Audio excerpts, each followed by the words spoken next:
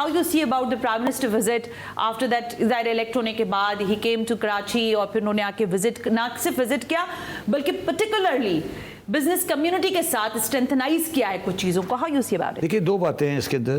पहली बात तो ये कि ये बड़ी खुशाइन बात है कि वज़ीर आज़म ने ये रियलाइज़ किया कि पाकिस्तान की बिज़नेस को या पाकिस्तान की इकनॉमी को चलाने के लिए जो कराची का रोल और कराची की बिज़नेस कम्युनिटी का रोल है वो बहुत वाइटल है, और जब तक आप इनको साथ लेके नहीं चलेंगे आपका पाकिस्तान की तरक्की मुमकिन नहीं है। एक पहली बात तो ये। दूसरी बात ये है कि अभी आरिफ साहब आपके साथ गुफ्तगू करेंगे तो आरिफ साहब बताएंगे कि जो बिज़नेस कम्युनिटी है उन्होंने बड़े वाज़े अल्फाज में एक बात उनको कही है कि आपको मुफ़ाहमत करनी पड़ेगी सियासी लोगों से। मैं सिंपल आप कह देता हूँ। उन्होंने मतलब आरिफ साहब को ज़्यादा डिटेल में समझा सकते हैं। उन्होंने कहा जी आप इंडिया से बात कर सकते हैं, अफगानिस्तान से बात कर सकते हैं, तो एक आदमी जो आपका तो ये बिल्कुल loud and clear message Pakistan की बिजनेस कम्युनिटी ने दे दिया है कि ये नहीं हो सकता कि हम अपनी कन्फ्रंटेशन के बुनियाद के ऊपर पाकिस्तान की मईशत को दाव पे लगाएं। देखो सना, बात ये है कि इस वक्त मैं विद ऑल ड्यू रिस्पेक्ट कहता हूँ, चाहे वो शहबाज शरीफ साहब हों या इमरान खान साहब हों या आसिम मुनीर साहब हो, जो ज़ाती इशूज़ हैं वो नहीं, वो ये भी कहने में मुझे कोई आड़ नहीं है कि वो ज़ाती इशू बहुत आगे बढ़ चुके हैं।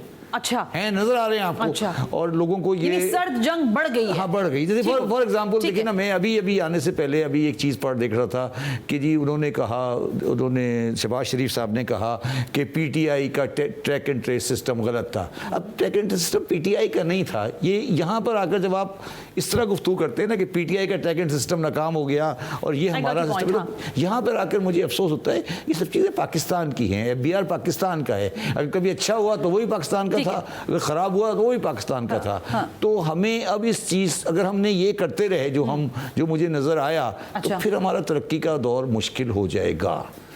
अच्छा, ओके, मैं इस पे आगे फर्दर आपसे शबर साहब पूछूंगी, लेकिन फिर सवाल मेरा, क्योंकि ये मेरा नहीं है सारे लोगों का है, कि इस वक्त जो आदाद शुमार हमें बताए जा रहे हैं, जो अखबारात में छप रहे हैं, जिस पर सारे लोग खुशी के शादियाने बजा रहे हैं कि ठीक है कुछ बेहतर हुआ है, पाकिस्तान का रिजर्व कुछ हालात बेहतर हुए हैं, स्टेट बैंक अपनी पॉलिसीज आपको बयान कर रहे हैं, रिजर्व कह रहे हैं पाकिस्तान में आना शुरू हो गए, आपको लगता है कि ये सस्टेनेबल पॉलिसी है या ये कॉस्मेटिक है अभी फिलहाल? देखिए, बात ये है कि जिस तकरीबन घड़े पे हम 30 जून 2023 को गिर चुके थे, उस 23 घड़े से हम थोड़ा ऊपर निकले हैं। अगर आप मुझे ये कहें कि हम मुश्किलात से निकल आए तो वो ठीक नहीं है। अच्छा, तो हम बिल्कुल बॉटम पे पहुंच गए थे। ठीक हो गया, मतलब हम गिरने, मतलब डूबने वाले थे, डूबने वाले थे, नाक तक पानी आ गया था। तो अब उसके बाद से चीज़ों में स्टेबिलिटी आ रही है, ये है। मगर ये मैक्रो इकोनॉमिक स्टेबिलिटी है, इसको अवाम तक पहुँचाने में बहुत टाइम लगेगा। देखिए, दो चीज़ें होती है ना, आपने मैक्रो इकोनॉमिक इंडिकेटर बेहतर कर दिए, आप कह रहे हैं स्टॉक मार्केट बेहतर हो रही है, आप कह रहे हैं कि जी, लेकिन आम आदमी को आम आदमी कहता है मुझे क्या, आप मुझे क्या समझा रहे हैं, ये बिला वजह की बातें, तो वो ट्रांसलेशन नहीं हो रही है। ठीक हो गया, वो ट्रांसलेशन नहीं हो रही। तो एक आम आदमी के हालात बेहतर हो रहे हैं, कहते क्या हालात बेहतर, बताएं मुझे। पेट्रोल प्राइसेस आपका बढ़ा है, गैस प्राइसेस बढ़ा है, एलपीजी बढ़ रही है, ये चीजें तो ड्राइंग रूम के अंदर है ना, जीडीपी परसेंटेज, ये स्टॉक मार्केट, तो जो पाकिस्तान में ट्रांसलेशन होनी है वो मैं आपको आज बिल्कुल वाज़ेह कर, ट्रांसलेशन में 2 से 3 साल लग सकते हैं।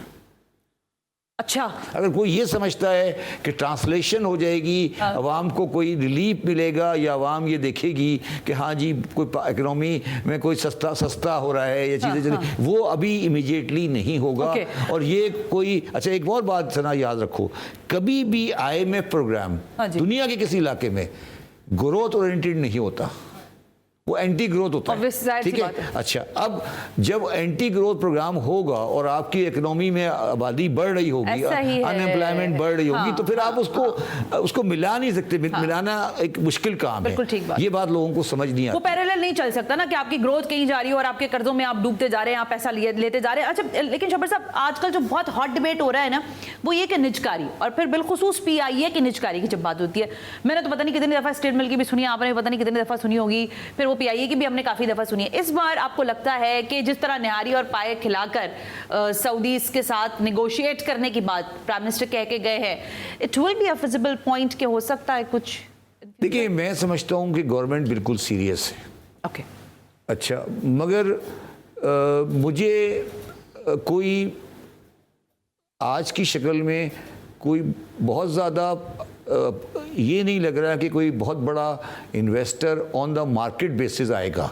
मतलब उनको आपने परसुएट करना पड़ेगा, आप ले लें।